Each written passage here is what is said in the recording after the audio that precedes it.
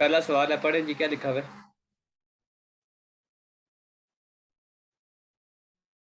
पढ़े, क्या लिखा हुआ है? Uh, what is what is the total annual cost of holding inventory of the component?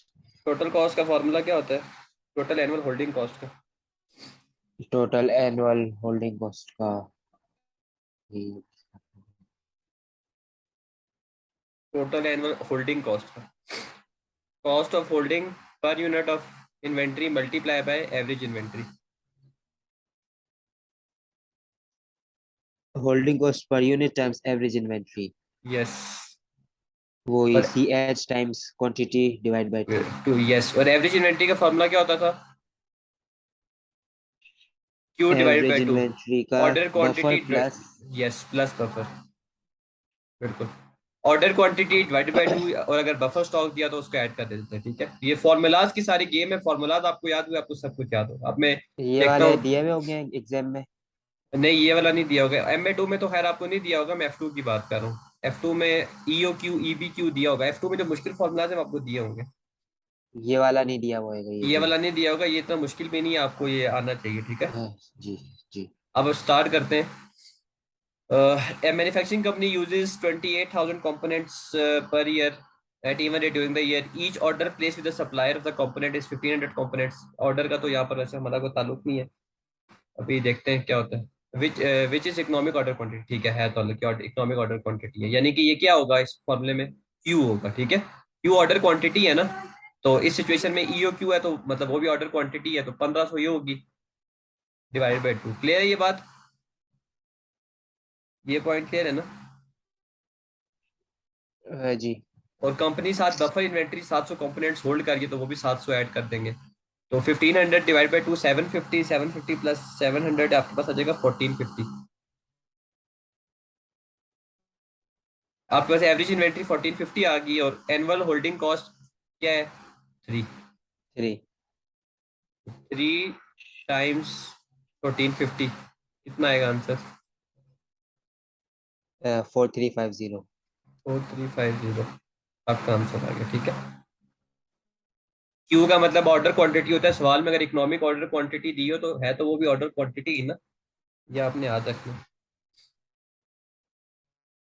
What is the closing balance और material inventory at 31 दिसंबर 2026? तो ये वही टी अकाउंट है, मैंने लेक्चर में भी बताया हुआ है। ओपनिंग यहाँ पर आएगा। जो चीज़ स्टोर में आ रही है वो डेबिट साइड पे आती है, जो चीज़ स्टोर से जा रही है वो क्रेडिट साइड पे आती है। ठीक है, परचेज आपने किया है मटेरियल, तो इसका मतलब वो यहाँ पर आएगा। प्रोडक्शन में इशू की है, इशू की है यानी कि स्टोर से आपने इशू कर दिया, बाहर जा रहा है, तो 165 होगा। फिर मटेरियल्स आपने राइट ऑफ कर दिए, राइट ऑफ कर दिए यानी कि वो या तो खराब हो गए होंगे या फिर मतलब वो डैमेज हो गए होंगे, राइट ऑफ कर दिए, तो वो क्रेडिट साइड पे आएगा 4। फिर कुछ मटेरियल आपको स्टोर्स में रिटर्न कराया गया, तो स्टोर्स में जो चीज आ रही है मैंने आपको बताया वो डेबिट साइड पे आती है। ठीक है, जो चीज आप परचेज करते हो वो स्टोर में आती है ना, तो इसलिए मैंने डेबिट पे लिखा है। तो रिटर्न टू स्टोर्स भी यहाँ पर आएगा। सप्लायर को कुछ आपने चीजें वापस कर दी है, तो इसका मतलब स्टोर से वो बाहर जा रही है, तो वो यहाँ पर आ जाएगा। एक क्रेडिट साइड। अब टोटल कर लेते हैं दोनों। इन्वेंट्री का ओपनिंग बैलेंस यहाँ पर आता है, ओपनिंग, तो इसका मतलब है क्लोजिंग इस साइड पे आएगा। 176 यहाँ पर, एक मिनट, रिटर्न टू, 185। इसमें यहाँ रिटर्न पर, रिटर्न टू स्टोर्स भी आएगा। हाँ इसमें ये भी आएगा ना। 9। ये तो ओपनिंग है। इन्वेंट्री, ओपनिंग इन्वेंट्री भी आएगी 15। ओपनिंग इन्वेंट्री डेबिट साइड पे आती है ना, क्लोजिंग क्रेडिट पे। जी। तो ये ओपनिंग इन्वेंट्री आ गई, साथ ये परचेजेज आ गई, और ये रिटर्न्स आ गए। 176 प्लस 15, 191 प्लस 9 आपका 200 हो जाता है। डेबिट साइड और क्रेडिट साइड बराबर होनी चाहिए, तो यहाँ पे इसका मतलब है 200 होगा। जबकि यहाँ पर आंसर जो टोटल इनका आ रहा है वो आ रहा है 177। तो इसका मतलब है बैलेंसिंग फिगर क्या होगी? 23। तो वो आपकी क्लोजिंग इन्वेंट्री होगी। ठीक है, एफ ठीक ए है। वन एफ ए टू वाली चीजें ये पता है ना आपको, बैलेंसिंग फिगर का कैसे निकालते हैं? जी जी। बस इससे आपने निकालना है। ये आपको पता होना चाहिए कि मटेरियल है, एसेट है, इन्वेंट्री है, एसेट है, डेबिट साइड पे ओपनिंग बैलेंस होता है, तो क्लोजिंग क्रेडिट पे होगा। अब फॉर एग्जांपल वो सवाल में आपको क्लोजिंग देता और पूछता ये बताओ कि इश्यूज कितने हुए प्रोडक्शन में, यानी कि ये चीज पूछ लेता, तो स्टिल जो है आपने बैलेंसिंग फिगर जो थी उसको बता देना था कि यार ये बैलेंसिंग है तो ये इशू होगी। ऐसे आपको अगर ये पैटर्न पता हो ना तो फिर वो आप कर लेंगे। मैंने लेक्चर में भी आपको ये चीज बताई हुई है। इसके बाद अगला सवाल है, which of the following statement is correct? इनमें से कौन सी स्टेटमेंट करेक्ट है? A stores ledger account will be updated from goods received note only. Store ledger account को आप गुड्स रिसीव नोट से ही अपडेट करते हो, तो ये गलत है। स्टोर लेजर अकाउंट अपडेट होता है, कोई चीज आप रिसीव कर रहे हो उससे भी होता है, कोई चीज आप इशू कर रहे हो उससे भी होता है, ठीक है। स्टोर लेजर अकाउंट में आप ये देखते हो कितनी रिसीट्स आ रही है, कितने इश्यूज आ रहे हैं, तो सिर्फ और सिर्फ रिसीट से वो अपडेट नहीं होता। ये जो ओनली लिखा हुआ है ना, यही स्टेटमेंट को फॉल्स कर रहा है। तो ये ऑप्शन ए जो है ये तो गलत हो गया। उसके बाद ऑप्शन बी है, A store's requisition will only detail the type of product required by the customers. नहीं, जो स्टोर्स रिक्वेजिशन होगा, जो आप स्टोर से रिक्वेस्ट कर रहे होते हो, बेसिकली मटेरियल रिक्वेजिशन की बात कर रहे हैं। तो जब आप कोई चीज रिक्वेस्ट कर रहे होते हो तो आप उसको ये नहीं बताते मुझे मटेरियल ए चाहिए, आप उसको ये भी बताते हो मुझे मटेरियल ए चाहिए और 1000 kg चाहिए, यानी कि सिर्फ टाइप नहीं होता, आपको क्वांटिटी भी बतानी पड़ती है, ठीक है। तो ये भी गलत है। उसने लिखा हुआ है सिर्फ आप ये बताते हो यार मुझे मटेरियल एक्स चाहिए, मटेरियल वाई चाहिए, नहीं, आप ये भी बताते हो कितनी क्वांटिटी में चाहिए। फिर वो कहता है लीड टाइम की डेफिनेशन ये है कि the term lead time is best use to describe the time between receiving an order and paying for it. Order को रिसीव करने और उसके पैसे देने के दरमियान जो टाइम है उसको आप लीड टाइम कहते हो, नहीं। लीड टाइम कहते हो जब आप ऑर्डर प्लेस करते हो, जब ऑर्डर आपको रिसीव होता है, उन दोनों के दरमियान जो टाइम होता है उसको आप लीड टाइम कहते हो। तो ये स्टेटमेंट भी गलत है।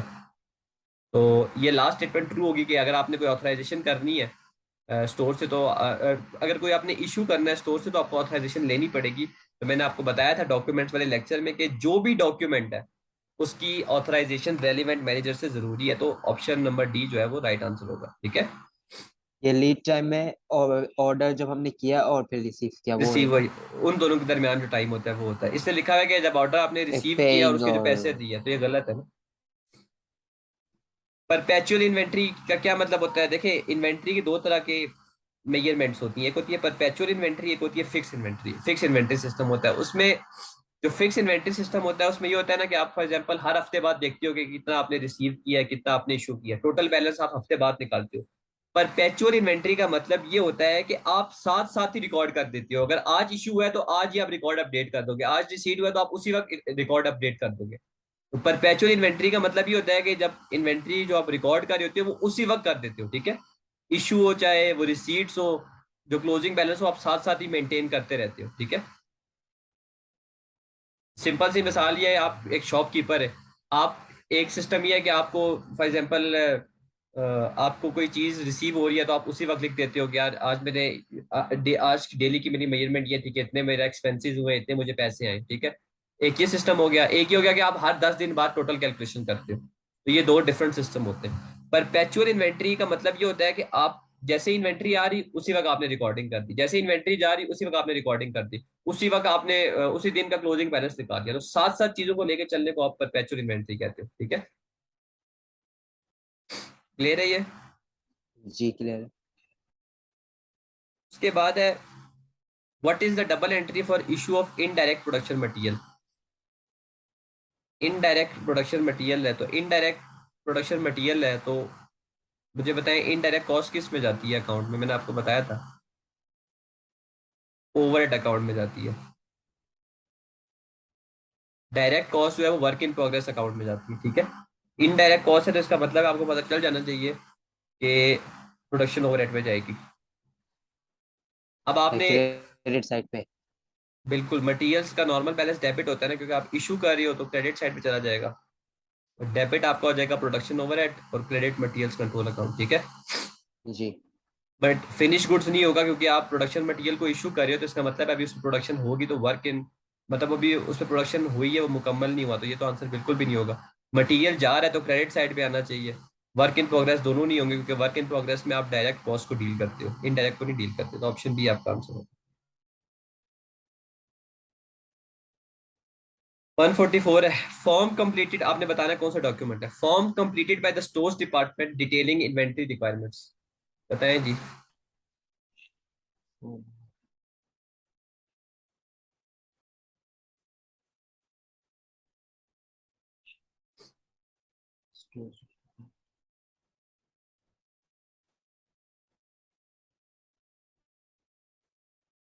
ये मटेरियल रिक्विजिशन।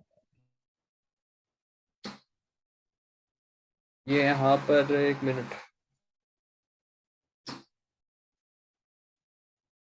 ये मटेरियल एक्विजिशन होगा बिल्कुल। स्टोर डिपार्टमेंट में कुछ इन्वेंट्री चाहिए, वो फॉर्म है तो मटेरियल रिक्वेजिशन होगा। मटेरियल्स आप सप्लायर को रिटर्न करते हो तो साथ कौन सा डॉक्यूमेंट भेजते हो? ये डेबिट नोट। डेबिट नोट को गुड्स रिटर्न नोट भी कहते हैं। Good return note. ठीक है, एक ही बात है, मैंने उधर शायद लिखा हुआ भी था, लेक्चर में था, मैंने मेंशन किया था ये। नहीं, शायद नहीं किया। ये F2 की बुक में है वैसे, गुड रिटर्न नोट और डेबिट नोट का एक ही मतलब है, नाम से ही वैसे आपको पता चल जाता है।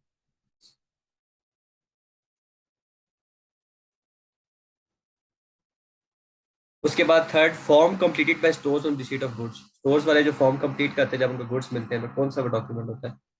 Goods receive note. और जो प्रोडक्शन डिपार्टमेंट वाले फॉर्म कंप्लीट करते हैं इन्वेंटरी रिक्वायरमेंट्स को देखते हुए, वो कौन सा होगा? यहाँ पर हमने मिस्टेक की है, एक मिनट। स्टोर्स डिपार्टमेंट जो है, जो फॉर्म फिल करता है स्टोर्स डिपार्टमेंट के, ये मुझे इन्वेंट्री चाहिए, तो स्टोर्स डिपार्टमेंट वो प्रोडक्शन डिपार्टमेंट परचेजिंग को वो बेचता है, तो वो परचेज एक्विजिशन होगी। स्टोर्स डिपार्टमेंट जो फॉर्म कंप्लीट करता है कि मुझे ये इन्वेंट्री चाहिए, तो वो परचेजिंग को कहता है, तो परचेज एक्विजिशन होगी। प्रोडक्शन डिपार्टमेंट वाला जो है वो स्टोर्स को जो कहता है कि मुझे ये चाहिए, तो वो मटेरियल एक्विजिशन होता है। तो ये उल्टा हमने कर दिया था, ठीक है। ठीक है।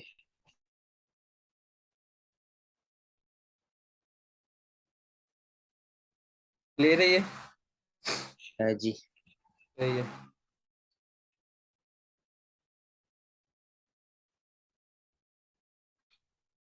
145 है, which of the following will be completed by production department, अभी हम ऊपर बात कर चुके हैं, requiring new materials to be obtain from suppliers. Production department वाले कौन सा फॉर्म फिल करेंगे? Purchase order. प्रोडक्शन डिपार्टमेंट वाले, प्रोडक्शन डिपार्टमेंट वाले, परचेजिंग वाले नहीं है। प्रोडक्शन डिपार्टमेंट जो फॉर्म फिल करता है उसको क्या कहते हैं? गुड्स रिक्विजिशन नोट होता है ना, मटेरियल्स रिक्विजिशन गुड्स रिक्विजिशन एक ही बात है। देखिए ना, प्रोडक्शन डिपार्टमेंट वाले जो प्रोडक्शन कर रहे होते हैं तो वो कौन सा डॉक्यूमेंट जनरेट करते हैं? Material requisition. ठीक है। स्टोर्स को वो बेचते हैं, स्टोर्स के पास अगर वो होता है तो वो दे देता है, अगर नहीं होता तो वो आगे रिक्वेस्ट करता है परचेजिंग वालों को। ऊपर भी आपने यही मिस्टेक की थी। अगर एक स्टोर्स डिपार्टमेंट वाला फॉर्म फिल कर रहा है और कह रहा है मुझे इन्वेंट्री चाहिए, तो उसका मतलब है वो परचेजिंग वाले को कह रहा होगा। और अगर एक प्रोडक्शन डिपार्टमेंट वाला कह रहा है कि मुझे इन्वेंट्री चाहिए, तो वो मटेरियल रिक्वेजिशन या गुड्स रिक्वेजिशन होगा, और वो स्टोर्स वाले को यूजली कहता है। स्टोर्स वाला आगे फर्दर जो है ना परचेजिंग को और परचेजिंग सप्लायर को कहता है, ठीक है। क्लियर है? ठीक है। गुड्स जी। रिक्वेजिशन और मटेरियल रिक्वेजिशन एक ही बात है, इंटरचेंजेबल यूज हो सकते हैं। How much material was purchase, तो अगेन ये इसमें वही करना है। ओपनिंग यहाँ पर आ जाएगा 23, क्लोजिंग यहाँ पर आ जाएगा 15, परचेजेज है तो इसका मतलब है बैलेंसिंग फिगर यहाँ पर आएगी। इशू जो है वो यहाँ पर आ जाएगा 144, क्योंकि वो अब इशू कर रहे हो तो स्टोर से एक चीज जा रही है और स्टोर में एक चीज वापस आ रही है 5, तो यहाँ पर आ जाएगा। टोटल कर लें आप, यहाँ पर 159 आ जाएगा, यहाँ पर भी आपके बैलेंसिंग में 159 आना चाहिए, जबकि यहाँ पर 23 + 5 28 आ रहा है। तो 159 में से 28 माइनस कर लें तो परचेजेज आपकी 131 आ जाएंगी। ट्रिपल जीरोज में वर्किंग है तो मैं यहाँ पर ट्रिपल जीरोज देख रहा हूँ, ठीक है। क्लियर है ये चीज? अ, जी। Which of the following procedures are carried out to minimize losses from inventory. Inventory से लॉसेस को अपने आप को बचाने के लिए आप क्या प्रोसीजर्स करते हो? पहला लिखा हुआ है कि जी आप स्टैंडर्ड कॉस्ट यूज करते हो फॉर परचेजेस। इससे क्या इन्वेंट्री का लॉस मिनिमाइज हो सकता है? नहीं। नहीं होता ना। इससे तो कुछ भी नहीं होगा। मतलब आप कहोगे जी स्टैंडर्ड कॉस्ट जो है इन्वेंट्री की वो $4 है या $6 है, तो कॉस्ट को सिर्फ बताने से तो कोई इन्वेंट्री का लॉस नहीं बचता ना। ये तो बिल्कुल नहीं होगा। स्टोर्स की नहीं। एक्सेस को रिस्ट्रिक्ट कर दो, यानी कि जो लोग सिर्फ जो रेलिवेंट है उनको जाने दो, जी, इससे इससे होगा। ये है। फिर रेगुलर स्टॉक टेकिंग करो, स्टॉक टेकिंग मैंने आपको बताया था, चेकिंग करो इन्वेंट्री की बार बार। तो क्या इससे? ये भी है। यस। 2 और 3 होगा 2 तो और ऑप्शन बी 3। होगा। Which of the following statement is true, तो ये मैंने आपको एग्जांपल कराई हुई है, ठीक है। इसमें पीरियोडिक वेटेड एवरेज है, फॉर्मूला भी आपको बताया हुआ है। आपने पीरियोडिक वेटेड एवरेज वाला मेथड इस्तेमाल करना है, उससे बताना है कि आंसर क्या है क्लोजिंग इन्वेंट्री का, और फाइफो से भी बताना है, और फिर बताना है इनमें से कौन सी स्टेटमेंट ट्रू है, तो ये आप कर लेंगे, सही है, कोई मसला नहीं है इसमें। पीरियोडिक वेटेड एवरेज से आपने क्लोजिंग इन्वेंट्री निकालनी है, फाइफो से निकालनी है, और बताना है किसकी ज्यादा है, बस दैट्स इट। ठीक है। ये ऑलरेडी मेथड्स मैंने आपको सारे कराए हैं। अब ये वाला ये क्वेश्चन आप समझ लीजिएगा, क्योंकि जो लेक्चर है उसमें मैंने थ्योरी में फाइफो और लाइफो के दरमियान रिलेशनशिप बताया था। अब यहाँ पर एवरेज मेथड के दरमियान भी रिलेशनशिप बताना है कि अगर प्राइस राइज हो रही है, कम हो रही है, तो एफ को और बाकियों में क्या वो होगा, ठीक है। ये आपने अच्छे तरीके से अंडरस्टैंड करना, ये जरूरी है। स्टार्ट करते हैं। वो कह रहे हैं in the year and 31st August 20x4 A plus record shows closing inventory of 1000 units compared to 950 units of opening inventory. Which of the following statement is true assuming the prices have fallen out through the year? ठीक है, अगर prices fall कर रही हैं, prices fall कर रही हैं यानी कि प्राइसेस गिर रही हैं, ठीक है, और आपने बताना है कि आप फाइफो मेथड एक इस्तेमाल कर रही हो, एक एवरेज मेथड इस्तेमाल कर रही हो, ठीक है।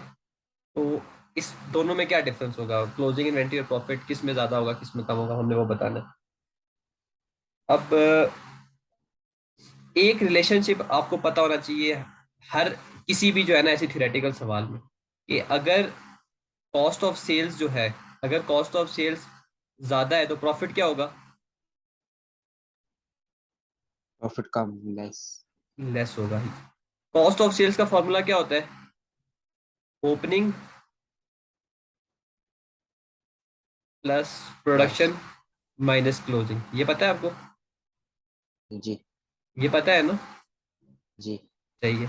अब एक और रिलेशनशिप मैं आपको बता रहा हूँ, क्लोजिंग इन्वेंट्री जितनी ज्यादा होगी, कॉस्ट ऑफ सेल्स उतनी क्या होगी, ज्यादा होगी। कम। कम होगी। कम होगी, क्योंकि माइनस हो रहा है यहाँ पर। माइनस। क्लोजिंग इन्वेंट्री ज्यादा होगी तो इसका मतलब है कॉस्ट ऑफ सेल्स क्या होगी, कम होगी। कम होगी। कॉस्ट ऑफ सेल्स कम होगी तो प्रॉफिट क्या होगा, प्रॉफिट ज्यादा होगा। ज्यादा होगा। ये बहुत बहुत बहुत इंपॉर्टेंट रिलेशन है, बहुत इंपॉर्टेंट रिलेशन है। ये रिलेशन आपको समझ आ गया तो आपके लिए इस तरह के सवाल करना बहुत ही आसान हो जाएगा। देखिए, क्लोजिंग इन्वेंट्री और प्रॉफिट का डायरेक्ट रिलेशन है। क्लोजिंग इन्वेंट्री ज्यादा है तो प्रॉफिट ज्यादा है, क्लोजिंग इन्वेंट्री कम है तो प्रॉफिट कम है, ठीक है ना। सही है, सेंस तो थोड़ा कम बन रहा है। अगर क्लोजिंग इन्वेंट्री यहाँ बस ज्यादा है तो यानी कि ज्यादा हमने है, कम सेल की है ना, तो लेकिन प्रॉफिट आप कैसे बात ज्यादा समझ हो नहीं, जाएगा। आप बात नहीं समझे। क्लोजिंग इन्वेंट्री ज्यादा है, इसका मतलब है ये वाली फिगर ज्यादा है, ये वाली फिगर ज्यादा है तो कॉस्ट ऑफ सेल्स क्या होगी, कम होगी। और प्रॉफिट आप कैसे निकालते हो, सेल्स में से कॉस्ट ऑफ सेल्स को माइनस करते हो। तो अगर कॉस्ट ऑफ सेल्स आपकी कम है तो प्रॉफिट क्या होगा, ज्यादा होगा ना। हम्म। ये दोबारा इसको गौर से देख लें, ये बड़ा इंपॉर्टेंट है। क्लोजिंग इन्वेंट्री अगर ज्यादा होगी तो कॉस्ट ऑफ सेल्स कम होगी, क्योंकि closing inventory cost of sales के फॉर्मूले में से माइनस हो रही होती है, ठीक है ना। और अगर कॉस्ट ऑफ सेल्स कम है तो प्रॉफिट ज्यादा होगा, क्योंकि cost sales minus cost of sales is equal to profit. समझ आइए मेरी बात की। जी आ गई।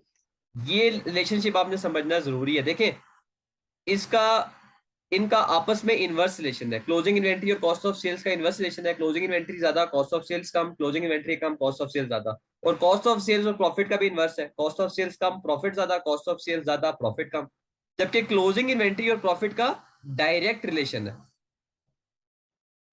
क्लोजिंग इन्वेंट्री ज्यादा है तो इसका मतलब है आपका प्रॉफिट भी ज्यादा होगा, ठीक है।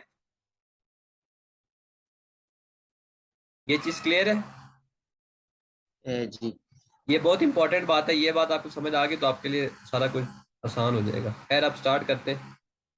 अब प्राइसेस जो है वो फॉल कर रही हैं, प्राइसेस फॉल कर रही हैं, तो मुझे आप बताएं, ये चीज तो मैंने बताई हुई है, तो ये तो मैं आपसे पूछता हूँ कि अगर प्राइसेस फॉल कर रही हैं तो मुझे बताएं फाइफो मेथड से क्लोजिंग इन्वेंट्री और प्रॉफिट का, चले पहले बता दें प्रॉफिट। मैं यहाँ पर एक डमी एग्जांपल लिख देता हूँ ताकि आसानी हो जाए आपके लिए।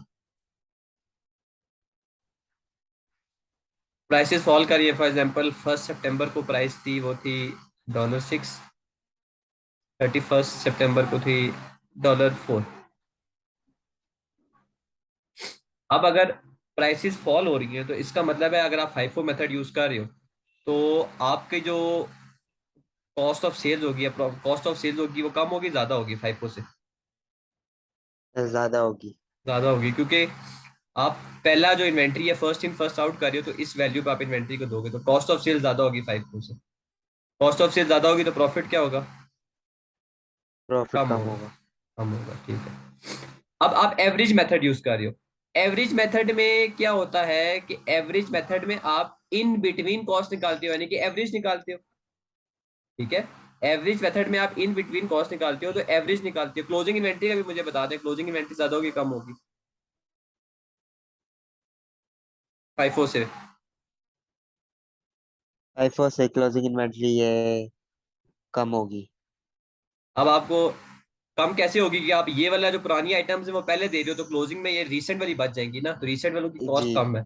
और दूसरा, आपको रिलेशन भी समझ आ गया कि यार क्लोजिंग और इन्वेंट्री और प्रॉफिट का डायरेक्ट रिलेशन है।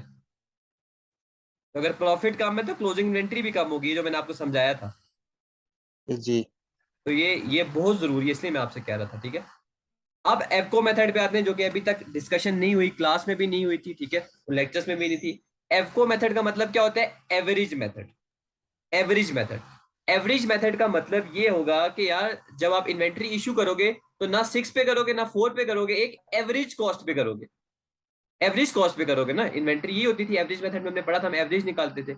इसका मतलब ये है कि जो आप इन्वेंट्री वैल्यू करोगे, average cost for example 6 + 4 10 divided by 2 5 है, तो आप फाइव। इनके इन बिटवीन जो कॉस्ट होगी उस पे करोगे। ठीक है।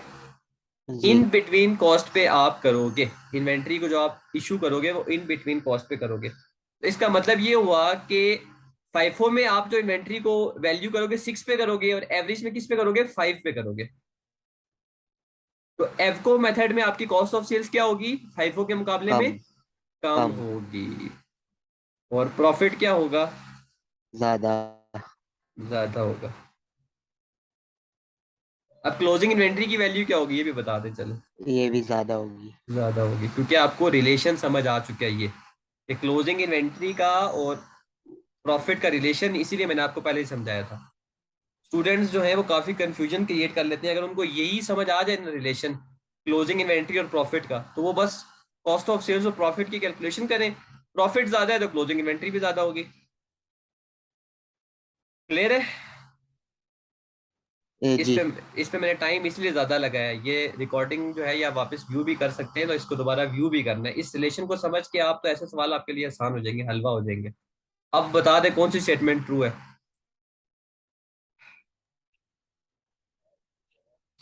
ऊपर से देख के बताएं जी कौन। ये तो रॉन्ग है। बिल्कुल। वो कह रहा है प्रॉफिट फाइफो से हाइयर होगा, जबकि ऐसा नहीं है, एफको से हाइयर हो रहा है। बी। ये बी आंसर है। यस, बी आंसर है कि एफको के मुकाबले में फाइफो में प्रॉफिट और क्लोजिंग इन्वेंट्री दोनों कम होगी। यहाँ पर ज्यादा है, वहां पर कम है। ठीक है। तो होपफुली ये रिलेशन जो है ना, या अच्छे तरीके से समझना है, ये रिलेशन ही की है ऐसे सवालों को करने का।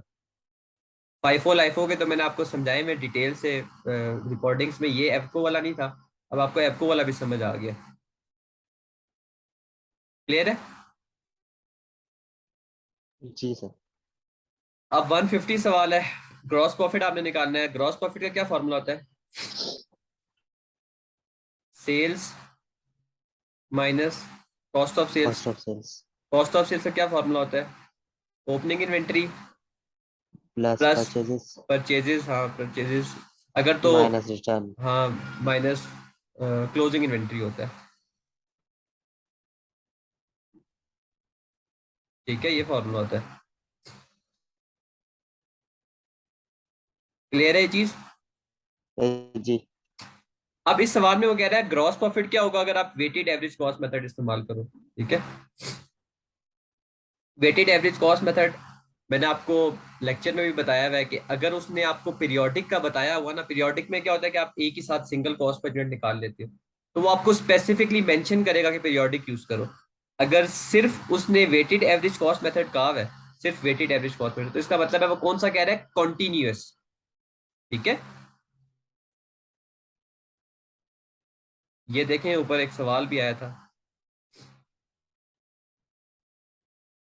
एक यहाँ पर मैं, एक मिनट, सवाल था, मैं भी आपको बताता हूँ। ये यहाँ पर उसे कहा है पीरियोडिक यूज करो, खुद आपको बताया हुआ है, नीचे फॉर्मूला भी बताया हुआ है उसका। अगर सिर्फ वेटेड एवरेज लिखा हुआ है तो इसका मतलब है कौन सी वाली यूज करनी है आपने, कॉन्टिन्यूअस। कॉन्टिन्यूअस में क्या होता था कि हर इशू से या हर सेल से पहले जो इन्वेंट्री मौजूद होती थी उसके यूनिट्स को उसकी वैल्यू से डिवाइड कर देना, जो कॉस्ट पर यूनिट आएगी उस पे वो इशू या सेल करना। ठीक है,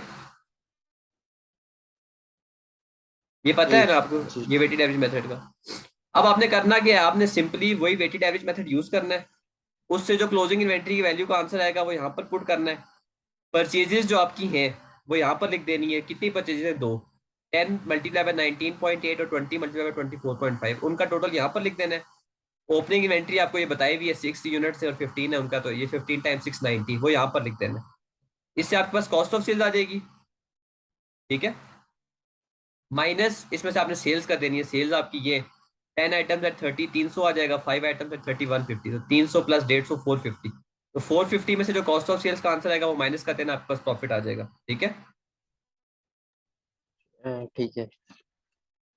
ये ग्रॉस प्रॉफिट का फॉर्मूला आपको पता हो ना, तो फिर अगर वो आपसे कहे फाइफो मेथड आप इस्तेमाल कर रही हो तो आप सिर्फ डिफरेंस क्या होगा, क्लोजिंग इन्वेंट्री के आंसर्स का डिफरेंस होगा डिफरेंट मेथड में। ठीक है, बाकी परचेजेस में आपको जो पूरे महीने की परचेजेस है वो लिखनी है, ओपनिंग इन्वेंट्री में जो ओपनिंग इन्वेंट्री की वैल्यू है वो लिखनी है, बस दैट्स इट। सेल्स में जो टोटल सेल्स है वो लिखनी है। क्लियर है, जी कोई मसला तो नहीं है ना, इसमें कर लेंगे ना। जी जी। अगेन वही आपने वेटेड एवरेज मेथड यूज करना है, क्लोजिंग इन्वेंट्री की वैल्यू बतानी है, तो वही वाला फॉर्मूला है कि हर सेल्स से या हर इशू से पहले जो ऑलरेडी प्रेजेंट है आपके पास इन्वेंट्री में उनकी वैल्यूज निकालनी है, उसको डिवाइड कर देना है यूनिट से, और जो कॉस्ट पर यूनिट आएगा उस पर आपने वो इशू करना है। ठीक है, ये भी सेम वही है।